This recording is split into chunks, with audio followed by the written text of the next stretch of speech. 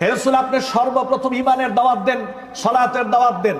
কিন্তু আল্লাহ তাআলা এটা বলেন নাই, কারণ একটা জাতিকে যদি পরিবর্তন করতে হয় সর্বপ্রথম ওই জাতির শিক্ষা ব্যবস্থায় হাত দিতে হয়।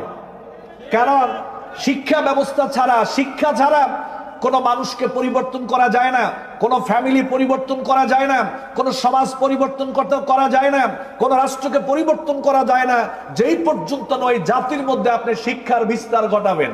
আল্লাহ সুবহানাহু ওয়া তাআলা বললেন, নবী আপনাকে যেখানে পাঠানো হয়েছে ওই সমাজকে পরিবর্তন করার জন্য সর্বপ্রথম কাজ হচ্ছে ইকরা বিসমি রাব্বিকাল্লাযী খালাক।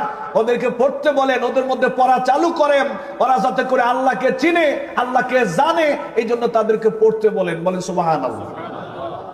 তাহলে আমরা পড়বো কেন? আল্লাহকে জানার জন্য। আমরা পড়বো কেন? আল্লাহকে বোঝার জন্য। আল্লাহ সুবহানাহু ওয়া তাআলা কোরআনুল কারীমে এই নির্দেশনা জারি করেছেন।